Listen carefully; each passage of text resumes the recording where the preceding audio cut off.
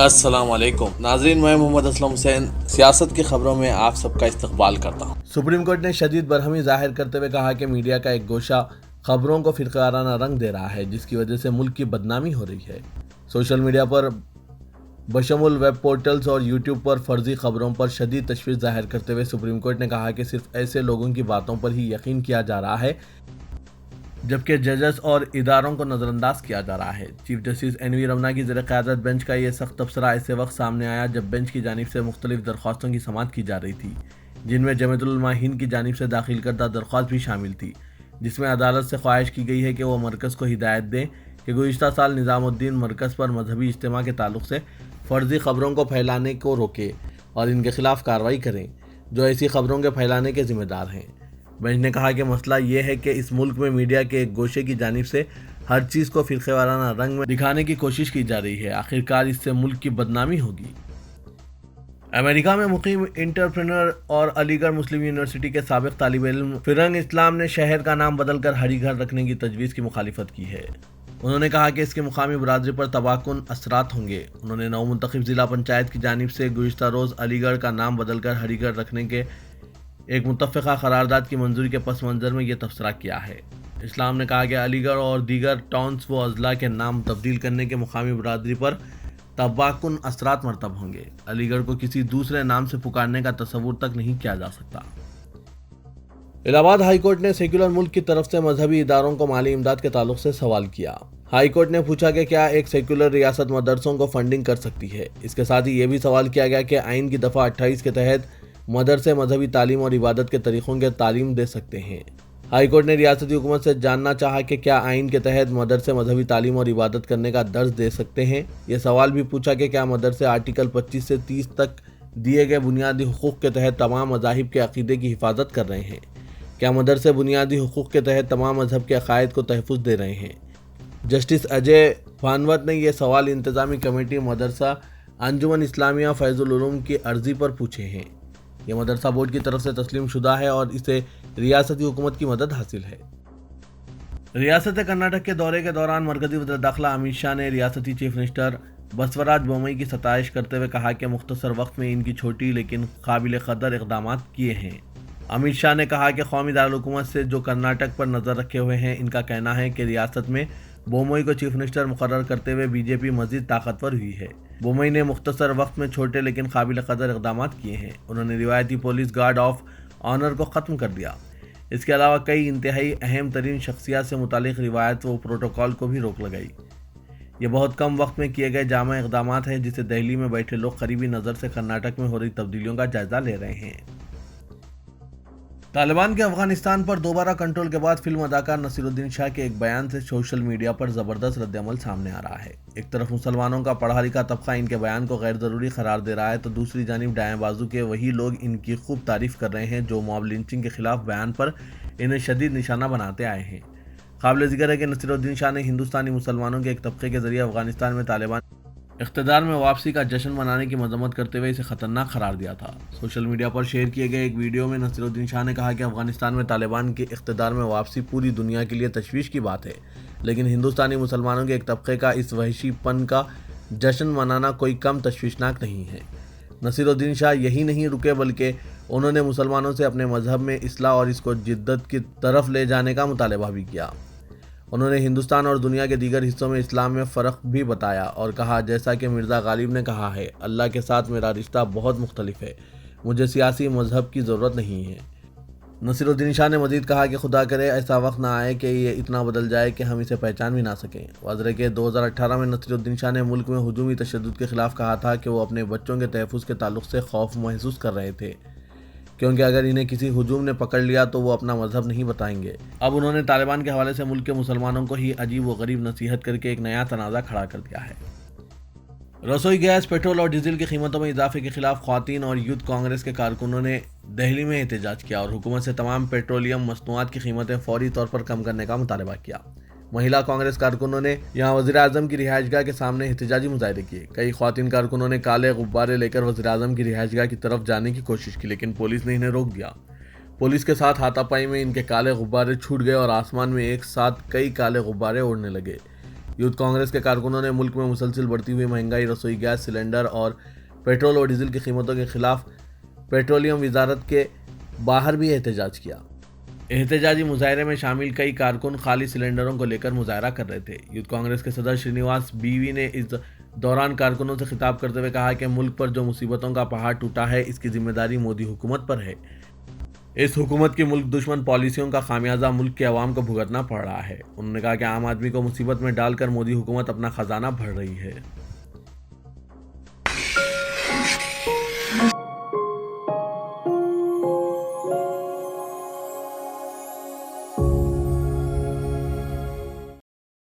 दोहा में तालिबान के सियासी दफ्तर के तर्जुमान सोहेल शाहीन ने कहा कि तंजीम को कश्मीर के बशमूल दुनिया के किसी भी मुकाम पर मुसलमानों की हिमायत में आवाज़ उठाने का हक हासिल है।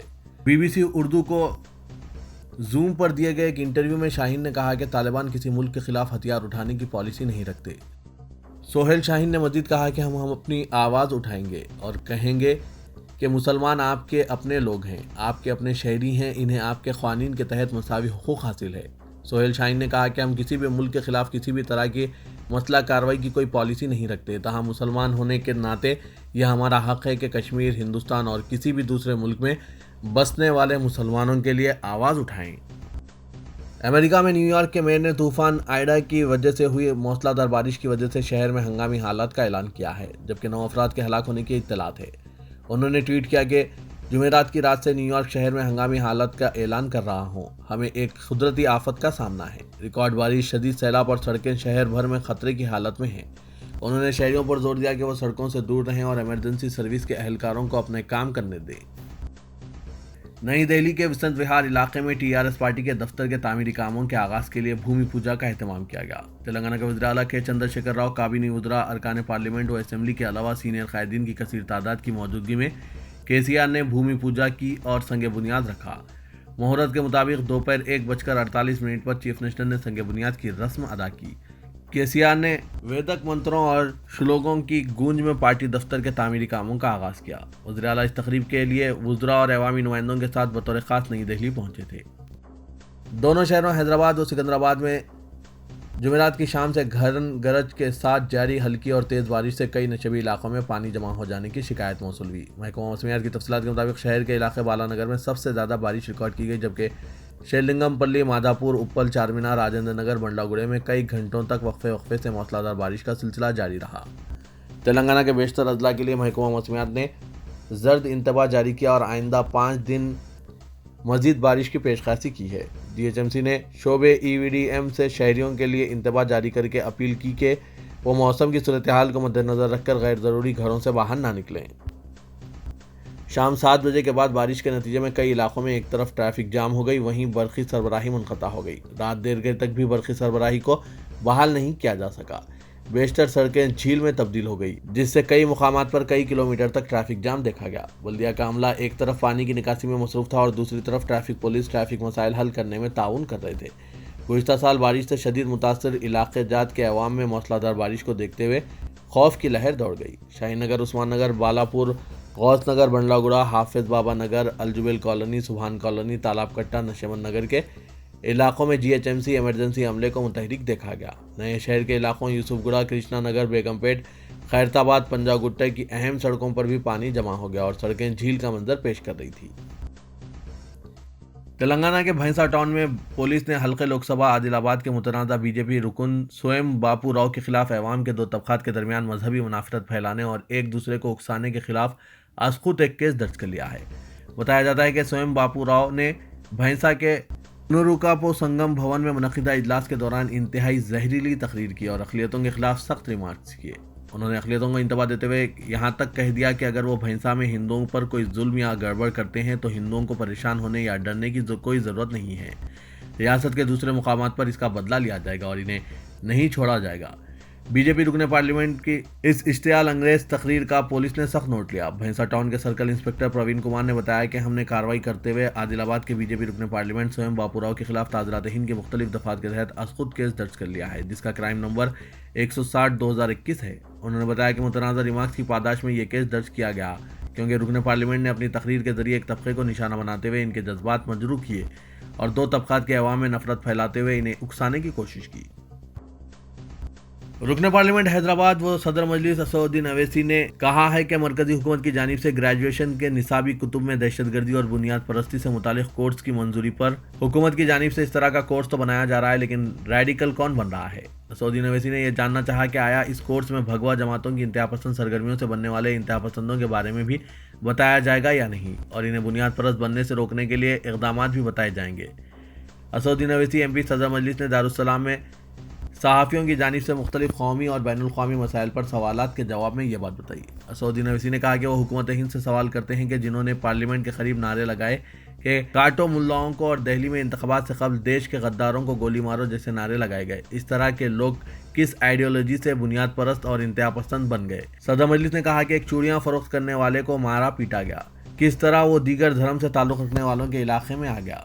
तेलंगाना से ताल्लुक़ रखने वाली एक खातून ने वीडियो जारी किया गया कि अक़लियती तबके के तरकारी और मेवा बेचने वाले मार्केट पर कब्जा कर लेते हैं, वो बुनियाद परस्त और आतंकवादी है। कानपुर में एक 7 साला बच्ची अपने वालिद को मार खाते देखकर रो रही है। पुलिस की मौजूदगी में इन्हें मारा और पीटा जा रहा है। अखलाक पहलू खान अलीमुद्दीन अंसारी को मारने वाले किस आइडियोलॉजी से ताल्लुक़ रखते हैं। शहर हैदराबाद में लॉकडाउन के बाद रात के औकात में अशिया खुर्दनोश की फ़रोख्त के मराकिज़ की तादाद में इजाफा होता जा रहा है, और इन अशिया खुर्दनोश की फ़रोख्त के मराकिज़ की बढ़ती तादाद पर गाहकों की तादाद में भी दोबारा ज़बरदस्त इजाफा हो रहा है। पुराने शहर में रेस्टोरेंट्स और होटलों में रात के औकात में खाने के कल्चर के खात्मे के लिए की जाने वाली कोशिशों की नाकामी के बाद अब ये कल्चर नए शहर के कई इलाकों में तेज़ी से फ़रोग़ पाने लगा है। गच्चीबौली, माधापुर, पंजागुट्टा, उप्पल, जुबली हिल्स, बंजारा हिल्स के अलावा दीगर इलाकों में रात देर गए अशिया खुर्दनोश की फ़रोख्त के मराकिज़ चलाए जाने लगे हैं, और इन मराकिज़ पर रात के औकात में बिलखुसूस हफ्ता और इतवार की रात देर गए तक हुजूम हुआ करता है। GHMC के हुदूद में रात के औकात में चलाए जाने वाले इन अशिया खुर्दनोश के मराकिज़, जो कि अक्सर ऑटो ट्राली के अलावा वैन में बनाए गए किचन के ज़रिए फ़रोख्त किए जा रहे हैं, जिनमें साउथ इंडियन इडली, डोसा, वड़ा और उपमा के अलावा अब शवरमा, मंदी और दीगर अरबी व लेबनानी अशिया के साथ चाइनीज़ अशिया खुर्दनोश भी फ़रोख्त किए जाने लगे, और शहर के इन मसरूफ़ तरीन इलाकों में रात के वक्त ये खानों के बाज़ार को काफ़ी मकबूलियत हासिल होने लगी है।